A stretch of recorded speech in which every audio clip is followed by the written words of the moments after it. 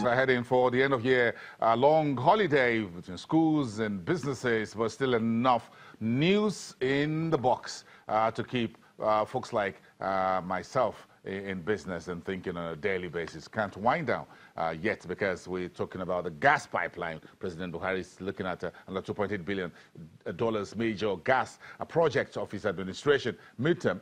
And then we had a resurface of petrol queues over the last 24 and 48 hours. Then we got inflation for November, just a very pulling just a strand of air off your head. That's about 1 basis point. Let's put all of this together and see where we are as far as the commodities power plays in the week to Christmas. Adimo Kwesa, one of the economists and team members at Financial Derivatives, for the interesting conversation. Good morning. It's good to have you. Good morning, Wilson. Thank you. You got some fuel to get here, and that's the good news. That is good news, Yes. actually. I think the strike has been called off yesterday. That is very good news. But I think it's unclear what commitments were made by the government to end the action. And I think one must assume that... Behind closed doors? Yes. It was one of the shortest-lived strike action ever. Yes, it was actually. But more very short. I think there will be follow-up talks and maybe probably in January. But this is a recurring issue. One day, Pengasson wants to strike. The next day, New Peng wants to strike. And it's a very tiring issue. And I think this kind of uneasy labor relations is a major factor that is discouraging. For commodity, yes. Yeah, for commodity price. Exactly, yes. And also discouraging private investments from entering the oil and gas industry sector and investing in a local... Because no one is sure. Exactly. I try to read all through the news items to find the very big story, the underlying reason or rationale for the Pengassan, for the senior staff oil workers to go on strike on Sunday and early on Monday, to be more precise. We all woke up to that yesterday. And I couldn't find any. Aside the fact they say, well, some of their members were unjustly terminated at one particular oil company. Yes. If that was enough to throw 180 million Nigerians into some form of panic and disarray, that's very, I can find rationale. I think the two issues are job losses and pay. So I think the government needs to resolve those issues, unless we're still going to have, I think in the past 18 months, we've had about 3 threats of industrial action. So this is going to continue to be a recurring issue unless the government addresses the issue. If a particular company in the oil sector that produces oil or whatever has issues with staff, some staff, definitely they're not going to lay off everyone. Yes. They didn't shut down. So it was just a few folks yes. that were laid off and they were trying to negotiate their pay. So why should that call for the entire oil workers in Nigeria, hundreds of thousands and thousands of them going? It seems unreasonable. And to be fair, the government's hand is tied, actually, now to make any financial commitments to... The government hand is tied? The government's hand is tied. When government's hand gets tied, I'm looking at my hands. The government hands is tied, then I don't know what mine is glued together. Yes, we're still... Sure. Yes, we're out of the recession, but we're still facing the throes of the economic crisis. We're still...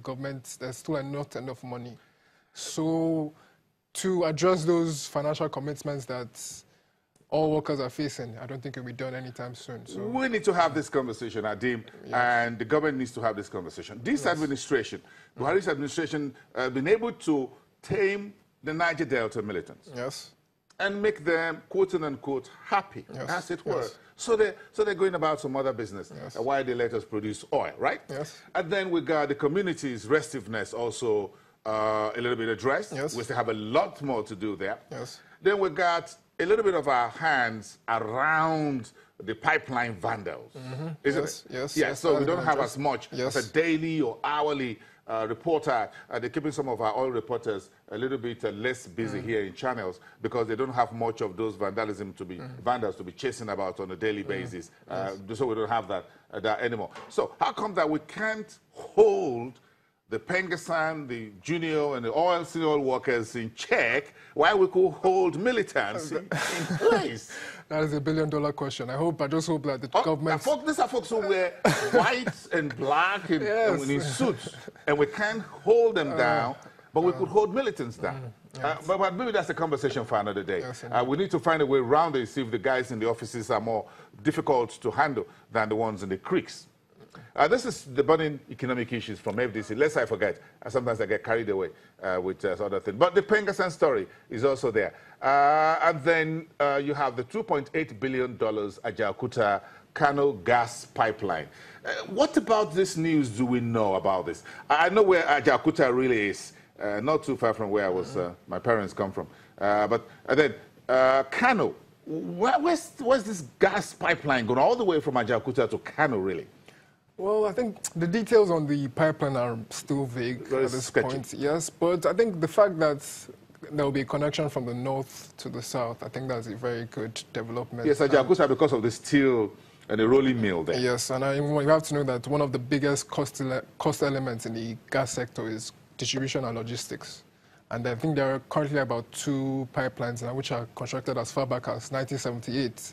So you can imagine they're in a very poor state now. So the construction of a new pipeline will go a long way to augment the distribution of petroleum products across the country. But the news in the news circuit was that this is part of the National Gas Master Plan. Yes. And Kano being at the center of the north, North Central, and very big in business and population as well. Indeed, maybe this is a good place to go with a number of industries coming up around there. The tomato. Yes, indeed. I think, and also, I think it also increase the share of gas to our energy mix.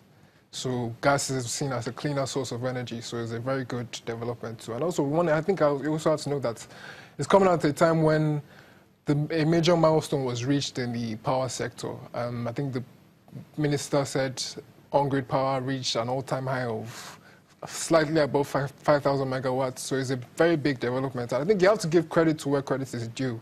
Folks are going to get a little bit upset with you, but go ahead. Since 2015, I think power generation and transmission capacity has increased significantly. It is now at a record high of 7,000 megawatts. So the government has actually made a lot of progress in that regard. And